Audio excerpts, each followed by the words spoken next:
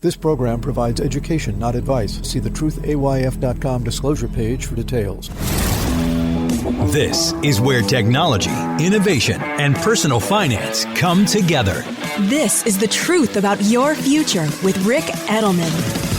Brought to you by Global X ETFs, dedicated to providing investors with unexplored intelligent solutions, and by Invesco QQQ.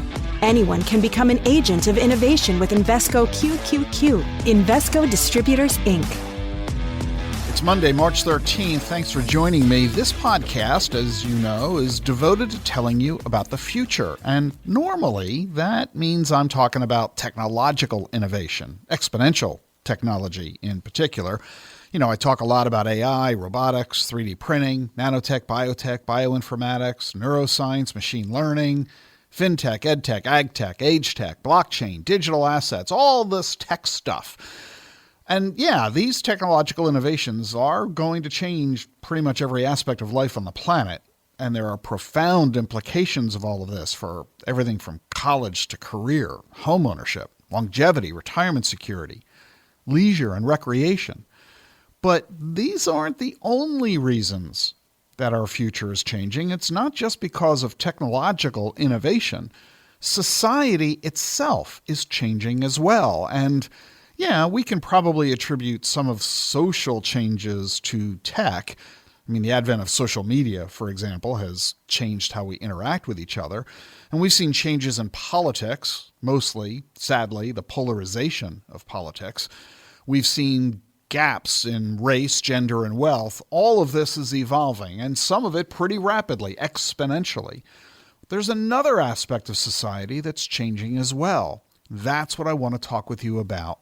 All this week, in fact, I'm going to focus on the future of family. And we're going to start today with marriage. Marriage has evolved over the eons, for sure. It all begins with our need for procreation. I mean, let's, get right down to the basics, right? We've got to perpetuate the species. And as our societies formed, the notion of mating became a lot more formal, a lot more ritualistic. In a lot of cultures, your mate was selected for you by your parents. Marriages were often business or financial transactions. This is still the case, not just in entire countries, but in specific social groups within countries.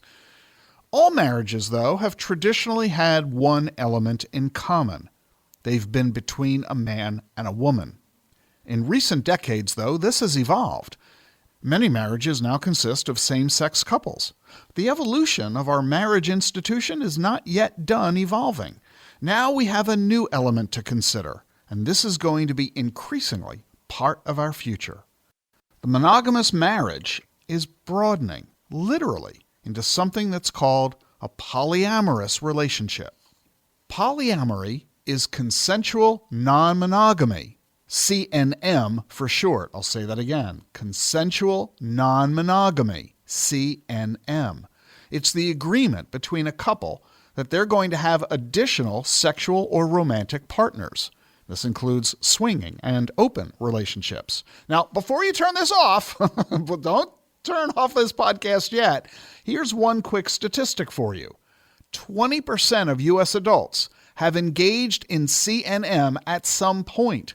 5% right now are in long-term CNM relationships, consensual non-monogamy. That's according to research published by Chapman University. So I'm sorry if this conversation is shocking you. I hope you're not angry with me that I'm even talking about such a thing on a public podcast. But there's something going on with 1 out of 5 adults happening. We need to talk about this. We weren't willing to talk about homosexuality in the 60s. Remember when single men were confirmed bachelors?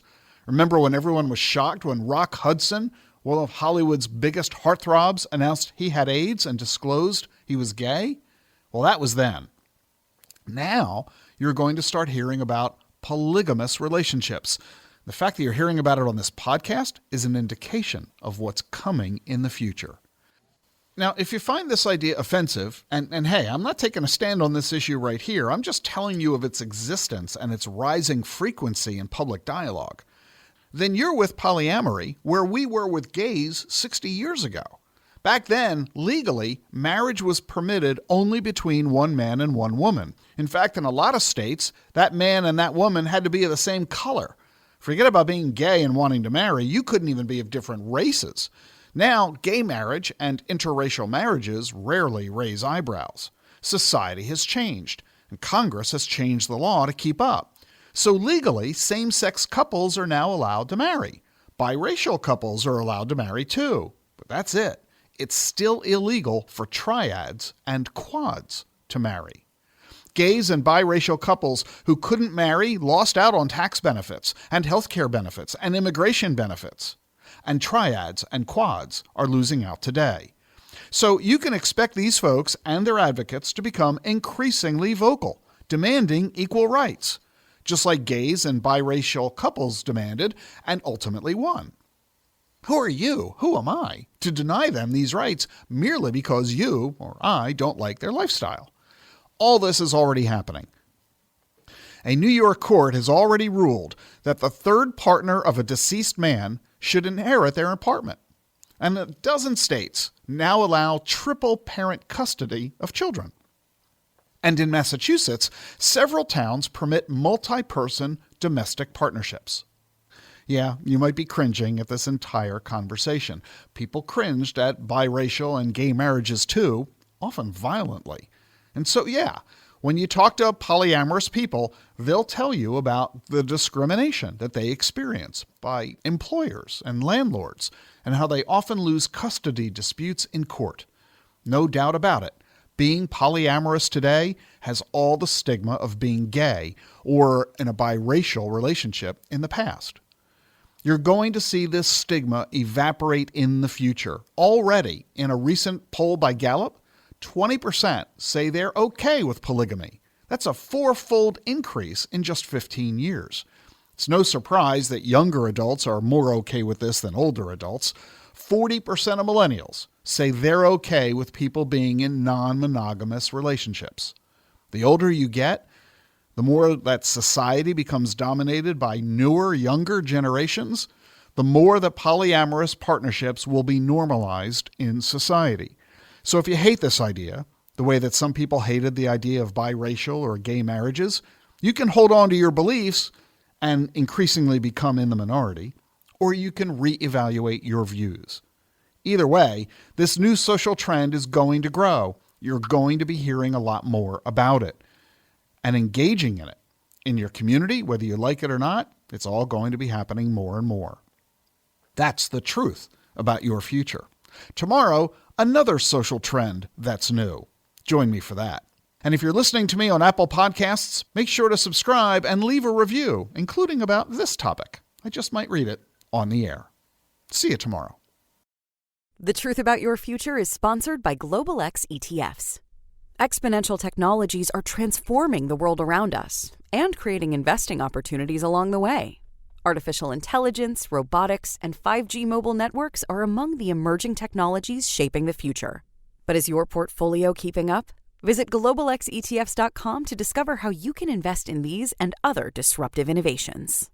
Did you know Schwab offers a satisfaction guarantee? If for any reason you're not completely satisfied, Schwab will refund your fee or commission and work with you to make things right. You won't find that kind of promise everywhere, but you will find it at Schwab. It's just another way that they put clients' interest at the heart of everything they do. Learn what's included and how it works at schwab.com/satisfaction. That's schwab.com/satisfaction. Making the complex simple. Insights you can only get right here. This is The Truth About Your Future with Rick Edelman.